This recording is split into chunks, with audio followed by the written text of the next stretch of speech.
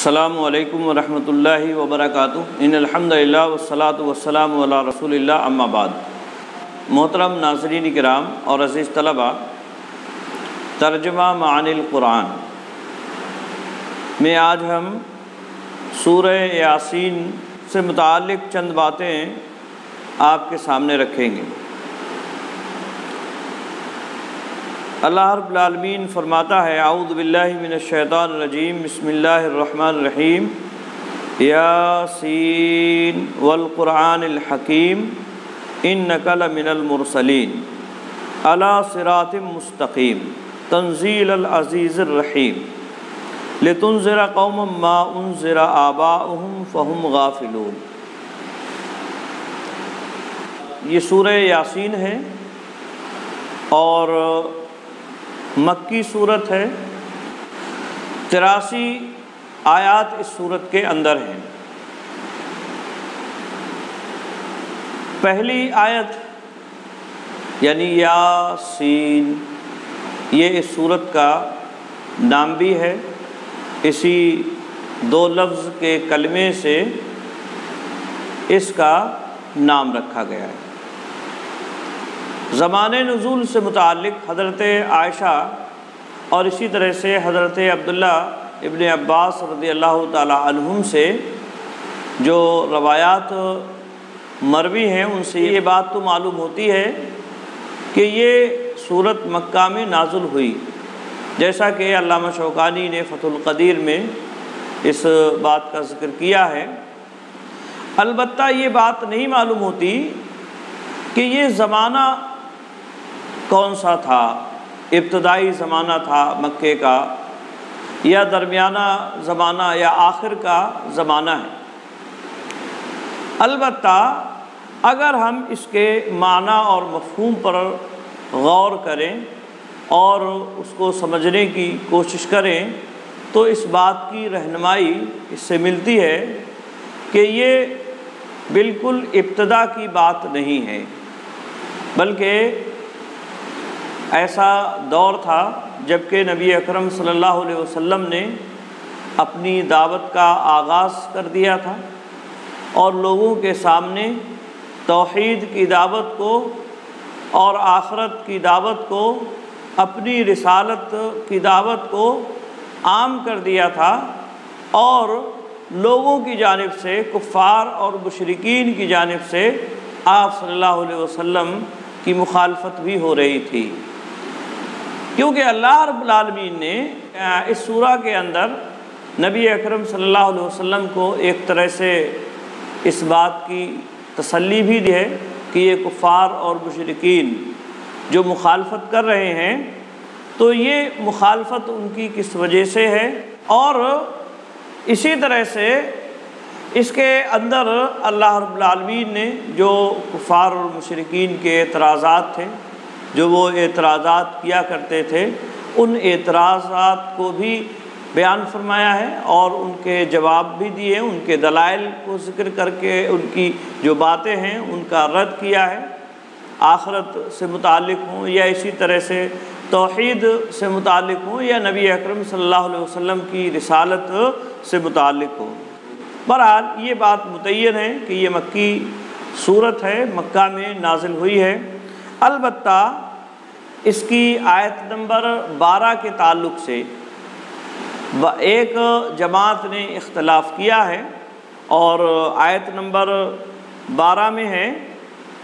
اِنَّا نَحْنُ نُحْيِي الْمَوْتَى وَنَكْتُبُ مَا قَدَّمُوا وَآثَارَهُمْ وَكُلَّ شَيْءٍ أَحْصَيْنَاهُ فِي إِمَامٍ مُبِينٍ۔ یہ آیت ہے، اس کے بارے میں ایک جماعت کا خیال یہ ہے کہ یہ مکہ میں نہیں بلکہ مدینہ میں نازل ہوئی ہے، بنو سلمہ کے تعلق سے یہ آیت کریمہ نازل ہوئی ہے، جب انہوں نے اپنے جو گھر بار تھے، ان کی جگہ جہاں جس قبیلے میں جس جگہ وہ رہ رہے تھے، اس کو چھوڑ کر نبی اکرم صلی اللہ علیہ وسلم کے پاس رہنے کا ارادہ کیا، اور آپ صلی اللہ علیہ وسلم کے پاس اور آپ کی مسجد کے پاس، مسجد نبوی کے پاس جو ہے رہنے آئے۔ تو یہ ایک جماعت کا موقف ہے، ایک جماعت نے یہ بات کہی ہے کہ یہ آیت کریمہ یہ مدینہ میں نازل ہوئی ہے، لیکن جمہور اہل علم یا اسی طرح سے زیادہ تر لوگوں کا کہنا اس سلسلے میں یہی ہے کہ یہ پوری صورت مکی ہے، مکہ میں اللہ رب العالمین نے نبی اکرم صلی اللہ علیہ وسلم پر اسے نازل فرمایا ہے۔ اسی طرح سے اس صورت کا موضوع عام طور سے وہی موضوع ہے جو عام طور سے مکی صورتوں کا ہوا کرتا ہے۔ مکی صورتوں میں اللہ رب العالمین کی الوہیت کا بیان ہوتا ہے، اور اسی طرح سے آخرت کو اللہ رب العالمین بیان فرماتا ہے، آخرت کی جو زندگی ہے اس سے متعلق باتیں بیان کرتا ہے اللہ رب العالمین، اور مختلف دلائل و براہین کے ذریعے سے اپنی بات کو اللہ رب العالمین ثابت فرماتا ہے۔ تو یہی ساری چیزیں اللہ رب العالمین نے اس صورت کے اندر بھی بیان فرمائی ہیں، جو اپنی بات کو یعنی الوہیت کا معاملہ ہو، جہاں تک الوہیت کا معاملہ ہو یا رسالت کا معاملہ ہو یا اسی طرح سے آخرت کا معاملہ ہو، ان ساری چیزوں کو اللہ رب العالمین نے دلائل کے ذریعے سے، عقلی دلائل کے ذریعے سے اللہ رب العالمین نے ان ساری چیزوں کو بیان فرمایا ہے اس صورت کے اندر۔ تو عام طور سے جو مکی صورتوں کا موضوع ہے عقائد کی اصلاح اور عقائد کے انکار پر تنبیہ کرنا اللہ رب العالمین کا، یا اسی طرح سے نبی اکرم صلی اللہ علیہ وسلم کو تسلی دینا کفار اور مشرکین کی جانب سے جو مصیبتیں آتی ہیں، ان تمام چیزوں کا ذکر اللہ رب العالمین نے اس صورت کے اندر کیا ہے۔ اس صورت سے متعلق بہت ساری باتیں لوگوں کے درمیان میں ایسی مشہور و معروف ہیں جو نبی اکرم صلی اللہ علیہ وسلم سے ثابت نہیں ہیں، جو نبی اکرم صلی اللہ علیہ وسلم سے ثابت نہیں ہیں، آپ صلی اللہ علیہ وسلم نے انہیں نہیں بیان فرمایا ہے، بلکہ ضعیف اور موضوع روایات اس صورت کے فضائل سے متعلق لوگوں کے درمیان میں بہت زیادہ پھیلی ہوئی ہیں۔ مناسب ہے کہ ان احادیث سے متعلق بھی چند باتیں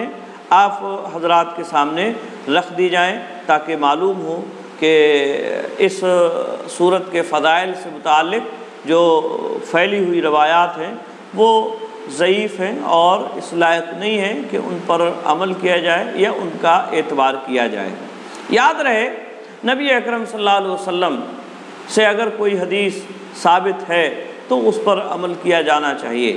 اور اگر آپ صلی اللہ علیہ وسلم سے کوئی چیز ثابت نہیں ہے تو چاہے وہ کتنی ہی اچھی کیوں نہ ہو، اس کا نبی اکرم صلی اللہ علیہ وسلم کی جانب منسوب کرنا یہ صحیح اور درست نہیں ہے۔ آپ صلی اللہ علیہ وسلم پر جھوٹ یا تہمت باندھنا یہ بہت بڑا گناہ ہے۔ نبی اکرم صلی اللہ علیہ وسلم نے ایک حدیث میں، مشہور حدیث ہے، اس میں بیان فرمایا من کذب علی متعمدا فلیتبوأ مقعدہ من النار، کہ جو مجھ پر جان بوجھ کر جھوٹ باندھتا ہے، جھوٹ بولتا ہے، اس کو اپنا ٹھکانہ جہنم بنا لینا چاہیے۔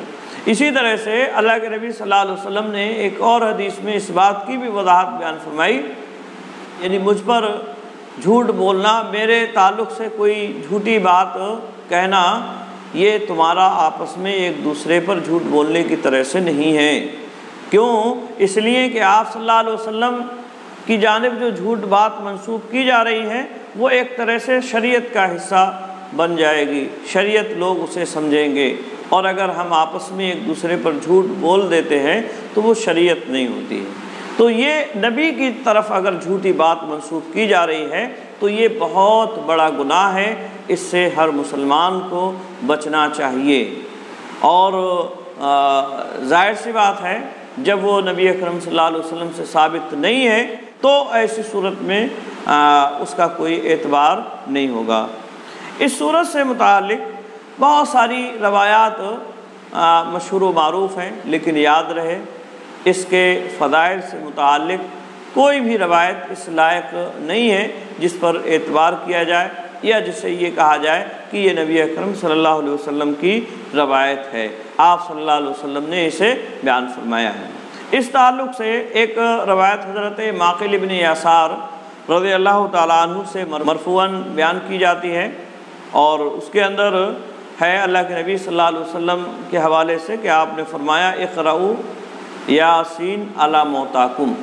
یعنی تم اپنے مردوں پر یاسین کی تلاوت کرو، یعنی سورہ یاسین پڑھا کرو۔ یہ ایک ٹکڑا ہے، اور بعض روایات میں اس کی مزید تفصیل ہے۔ تو یہ ایک روایت ابو داؤد میں ہے، اسی طرح سے ابن ماجہ میں بھی یہ روایت ہے، مسند احمد میں بھی یہ روایت ہے، اور اسی طرح سے مشہور مفسر القرطبی نے اسے اپنی تفسیر میں بیان کیا ہے، اور بغیر سند کے اسے بیان کیا ہے۔ تو یہ روایت جو ہے مشہور ہے لوگوں کے درمیان میں، اور اس کے مطابق بہت ساری جگہوں میں دیکھا جاتا ہے کہ عمل بھی کرتے ہیں لوگ۔ مردہ اگر ہے، مرنے والا کوئی آدمی ہے، تو اس کے پاس بیٹھ کر تلاوت کی جاتی ہے، اور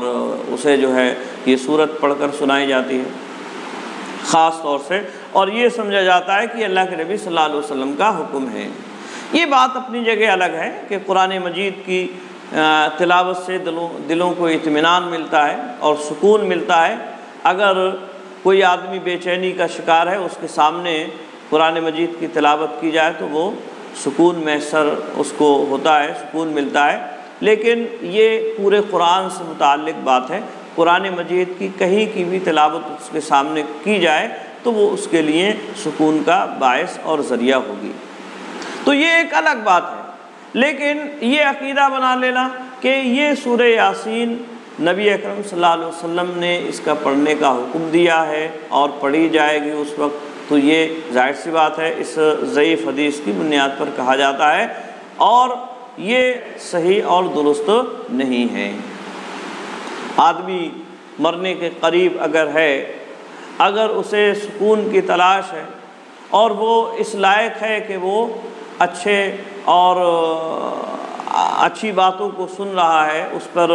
غور و فکر کر رہا ہے، تو اس کے سامنے قرآن مجید کی آیات پڑھ کر نصیحت وغیرہ کر دی جائے، یا عربی زبان سمجھتے ہیں تو قرآن مجید کی کوئی بھی صورت پڑھ دی جائے، سورہ فاتحہ، سورہ اخلاص، سورہ جو ہے معوذتین وغیرہ وغیرہ، یا اور بھی کوئی صورت، یا سورہ یاسین ہی مان لیجئے پڑھ دی جائے بغیر کسی عقیدے اور نظریے کے کہ یہ آپ صلی اللہ علیہ وسلم کا حکم ہے، تو ایسے میں ضرور اطمینان اور سکون ملے گا انشاءاللہ العزیز، کیونکہ قرآن مجید کی تلاوت بھی سکون بخشتی ہے اور اس سے بھلائی کی امید کی جا سکتی ہے۔ لیکن یہ کہنا کہ آپ صلی اللہ علیہ وسلم نے ایسا حکم دیا ہے تو یہ بہرحال صحیح اور درست نہیں ہے، جیسا کہ اس حدیث کے حوالے سے کہا جاتا ہے۔ یہ روایت سخت ضعیف ہے، علامہ البانی نے اسے سخت ضعیف قرار دیا ہے، اور اس کی 3 علتیں ہیں، یعنی یہ روایت ضعیف 3 وجہوں سے ہے۔ 3 وجہ کیا ہے؟ ایک اس میں راوی ہے ابو عثمان، یہ روایت کرتا ہے اپنے والد سے، اور اس کے والد روایت کرتے ہیں حضرت معقل ابن یسار رضی اللہ تعالی عنہ سے۔ تو یہ جو ہے تنہا روایت کرنے والا ہے۔ کہتے ہیں قال ابن المدینی نے کہا لم یروی عنہ غیر سلیمان التیمی، یعنی ابو عثمان سے روایت کرنے والے صرف ایک راوی ہیں، اور وہ ہیں سلیمان التیمی۔ اور یہ بات اصول حدیث میں ایک طرح سے معروف ہے کہ اگر کسی آدمی سے روایت کرنے والا صرف ایک راوی ہے تو وہ راوی مجہول ہوتا ہے۔ وہ راوی کیا ہوتا ہے؟ مجہول۔ کم از کم روایت کرنے والے 2 ہونا چاہیے۔ ایسے راوی کے بارے میں حالات اس کے کیا ہیں، ثقہ ہے یا نہیں ہے، یہ معلوم نہیں ہو پاتا ہے۔ تو ابو عثمان جو اس کا راوی ہے یہ مجہول ہے، یہ راوی کیا ہے؟ مجہول ہے۔ تو یہ ایک معنی ہوا۔ اسی لیے علامہ البانی نے اس کے تعلق سے کہا کہ ابن مدینی کا مطلب یہ ہے کہ ابو عثمان مجہول ہے، یعنی ابو عثمان راوی جو ہے یہ مجہول ہے۔ اس روایت کے تعلق سے ایک بات تو یہ ہوئی اس کے ضعیف ہونے کے لیے کہ ابو عثمان یہ مجہول راوی ہے۔ اسی طرح سے اس کا باپ عن ابیہ کر کے جو روایت کرتے ہیں، یعنی اپنے والد سے روایت کرتے ہیں، تو اس کے جو والد ہیں وہ بھی مجہول ہیں، ان کے بارے میں بھی معلوم نہیں ہے۔ آئی بات میں؟ تو ابو عثمان کے والد کون ہیں، ان کے بارے میں بھی کچھ نہیں معلوم ہے، تو یہ بھی مجہول ہو گئے، اور اس طرح سے دو راوی اس میں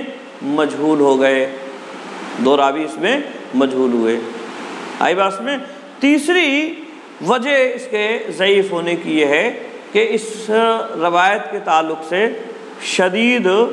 اختلاف پایا جاتا ہے۔ بعض راوی جو ہیں اسے عن ابی عثمان عن معقل ابن معقل روایت کرتے ہیں، یعنی درمیان سے عن ابیہ کا واسطہ جو ہے چھوڑ دیتے ہیں، اور بعض راوی اسے جو ہے عن ابیہ عن معقل ابن یسار کے طرح سے روایت کرتے ہیں، یعنی عن ابیہ کا درمیان میں ذکر ہوتا ہے۔ تو اس میں اضطراب بھی ہے، اس میں اضطراب بھی پایا جاتا ہے۔ تو ان تین وجہوں سے یہ روایت ضعیف ہے اور اس لائق نہیں ہے کہ اس پر عمل کیا جائے یا اس کا اعتبار کیا جائے، یہ اس لائق نہیں ہے کہ اس پہ اعتبار کیا جائے۔ اسی طرح سے ایک اور حدیث دوسری اس کے تعلق سے بیان کی جاتی ہے، عن علی رضی اللہ تعالیٰ عنہ مرفوعاً اقرؤوا یاسین فإن فیہا عشر برکات۔ حضرت علی کے تعلق سے علی سے مروی ہے، وہ کہتے ہیں کہ آپ نے یہ فرمایا کہ یاسین کی تلاوت کرو کیونکہ اس میں 10 برکات ہیں، اور پھر 10 برکات کا اس میں ذکر ہے کہ اگر کوئی آدمی جو بھوکا ہے اس نے اس کی تلاوت کی تو وہ شکم سیر ہو جائے گا، اور اسی طرح سے کوئی ننگا ہے تو اس کے لیے کپڑوں کا انتظام ہو جائے گا، اور اگر کوئی آدمی ایسا ہے جو کنوارا ہے تو اس کی شادی ہو جائے گی، اسی طرح سے کوئی ڈر رہا ہے تو وہ امن و حفظ و امان میں ہو جائے گا، اور اگر کوئی آدمی غمگین ہے وہ اس کی تلاوت کرتا ہے تو وہ خوش ہو جائے گا، مسافر ہے تو اس کے سفر میں مدد کی جائے گی، اور اسی طرح سے اگر کوئی آدمی کسی چیز کو گم کر دیا ہے، اس نے کوئی اپنی قیمتی چیز، تو وہ چیز اس کو مل جائے گی، یا اسی طرح سے میت کے اوپر اسے پڑھی گئی ہے تو میت کے عذاب میں تخفیف کر دی جائے گی، اور اگر کوئی پیاسا ہے تو اسے جو ہے سیرابی ہو جائے گی، اور مریض ہے تو اسے شفا مل جائے گی۔ تو یہ چیزیں اس روایت میں بیان کی گئی ہیں، لیکن یہ روایت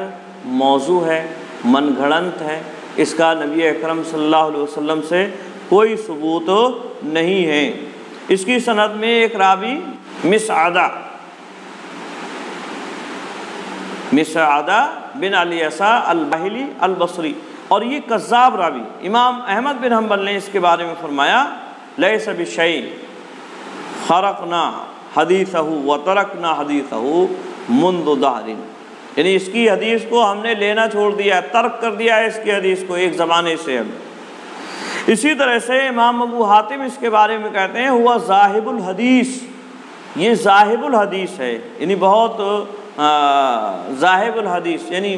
گیا گزرا ہے حدیث کے معاملے میں یہ، اور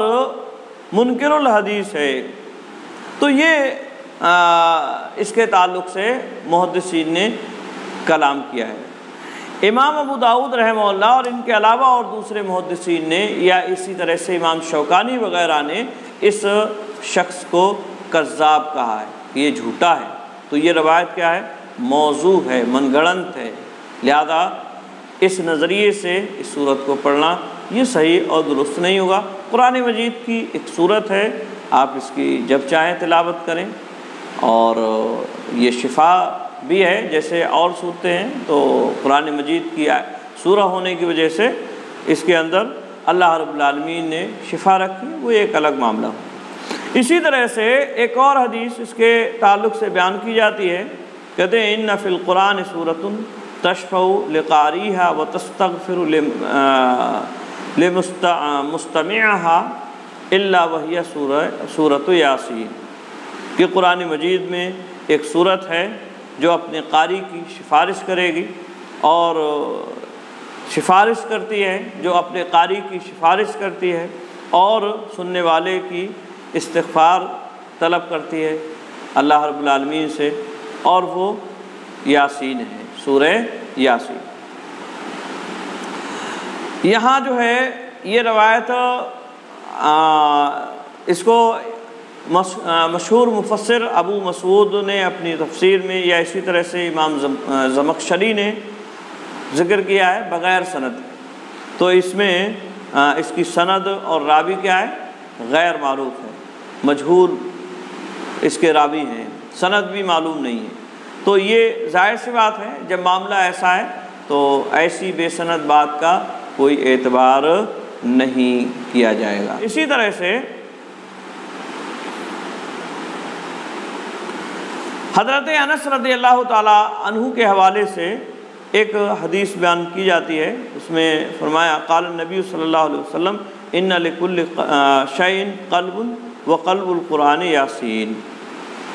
ومن قرأ یاسین کتب اللہ له بقراءتها قراءۃ القرآن 10 مرات۔ یہ روایت حضرت انس رضی اللہ عنہ کے حوالے سے بیان کی جاتی ہے کہ ہر چیز کا دل ہوتا ہے، اور قرآن مجید کا دل سورہ یاسین ہے۔ جس نے سورہ یاسین کی تلاوت کی، اللہ رب العالمین اس کی قراءت کے وجہ سے اس کے لیے 10 مرتبہ قرآن کی قراءت کا ثواب لکھ دے گا، یعنی ایک سورت پڑھیں آپ، 10 مرتبہ قرآن پڑھنے کا ثواب اس کو مل جائے گا۔ یہ حضرت انس رضی اللہ تعالی عنہ کے حوالے سے روایت بیان کی جاتی ہے۔ امام ترمذی نے اس کو بیان کیا ہے، اور امام ترمذی نے اس حدیث پر حکم لگاتے ہوئے کہا ھذا حدیث غریب، یہ حدیث غریب ہے، اس میں ہارون ابو محمد شیخ مجہول ہے، یعنی ہارون ابو محمد یہ راوی جو ہے اس میں مجہول ہے۔ اور اسی طرح سے قاضی ابو بکر ابن العربی جو مشہور محدث ہیں، انہوں نے اس کے تعلق سے کہا کہ یہ حدیث ضعیف ہے۔ تو یہ چند احادیث ہم نے آپ کے سامنے رکھی سورہ یاسین کی فضیلت میں، جو لوگ بیان کرتے ہیں یا بیان کی جاتی ہیں، لیکن حقیقت یہ ہے اس تعلق سے جتنی بھی روایات بیان کی جاتی ہیں سورہ یاسین کی فضیلت میں، وہ ساری کی ساری ضعیف ہیں، موضوع ہیں، من گھڑنت ہیں۔ ان میں سے بعض میں ضعف بہت سخت ہے، بعض میں کچھ ان کے مقابلے میں ہلکا ہے۔ بہرحال یہ روایات اس لائق نہیں ہیں جن پر یقین اور اعتماد کیا جائے۔ یہاں ایک بات اور یاد رہے، لوگ یہ کہہ دیتے ہیں فضائل میں ضعیف حدیث بھی مقبول ہے، لیکن یہ بات صحیح نہیں۔ اگرچہ بعض لوگوں کا، بعض محدثین کا یہ موقف ہے، لیکن یہ بات صحیح نہیں ہے کہ فضائل میں ضعیف حدیث قابل قبول ہے۔ کیوں؟ اس لیے کہ فضائل بھی یہ احکام ہیں، قرآن مجید کے فضائل ہوں یا کوئی بھی فضیلت والی چیزیں، یہ بھی احکام ہیں، احکام کا حصہ ہے، اور احکام ظاہر سی بات ہے ضعیف موضوع من گھڑنت روایات سے ثابت نہیں ہوتے ہیں۔ ان کے لیے یقینی طور پر احادیث کا صحیح ہونا، ثابت ہونا لازمی اور ضروری ہے۔ اور پھر جھوٹ تو جھوٹ ہے، چاہے وہ احکام میں ہو یا فضائل میں ہو۔ نبی اکرم صلی اللہ علیہ وسلم کے تعلق سے اگر کوئی جھوٹ بول رہا ہے یا اس میں کوئی خطا ہو گئی ہے، مان لیجئے جھوٹ نہیں ہے لیکن یہ کہ خطا ہو گئی ہے ضعیف راوی ہونے کی وجہ سے، اس کا حافظہ مضبوط اور کمزور ہونے کی وجہ سے، تو مشکوک معاملہ ہو گیا وہ، تو پھر بھی اس کو نبی اکرم صلی اللہ علیہ وسلم کی جانب نہ منسوب کیا جائے، اسے آپ صلی اللہ علیہ وسلم کی حدیث نہ کہا جائے۔ ہاں یہ بات اپنی جگہ صحیح ہے، فضائل کی روایات اگر کوئی ایسا معاملہ ہے جو پہلے سے مان لیجئے جس کا حکم صحیح حدیث سے ثابت ہے، جیسے مان لیجئے قرآن ہی کی تلاوت ہے، تو قرآن کی تلاوت پر اللہ رب العالمین نے اللہ کے نبی صلی اللہ علیہ وسلم نے بیان فرمایا کہ ہر حرف پر 10 نیکیاں ملیں گی۔ تو یہ اجر و ثواب اللہ رب العالمین نے بیان فرمایا ہے، لہذا اگر سورہ فاتحہ پڑھی جائے یا سورہ اخلاص پڑھی جائے یا سورہ یاسین پڑھی جائے یا اور کوئی سورت پڑھی جائے تو وہ 10 نیکیاں ضرور ملیں گی۔ اب اس کے مطابق سورہ یاسین بھی پڑھی جائے گی، سورہ رحمان بھی پڑھی جائے گی، سورہ فاتحہ بھی پڑھی جائے گی، سورہ اخلاص وغیرہ بھی پڑھی جائے گی۔ آئی بات میں؟ تو یہ جو ہے ضعیف حدیث کا معاملہ ہے اور ان سے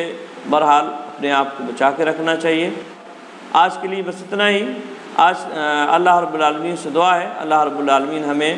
ضعیف اور موضوع روایات سے بچائے اور صحیح روایات کو قبول کرنے کی توفیق عطا فرمائے، آمین۔ السلام علیکم ورحمۃ اللہ وبرکاتہ۔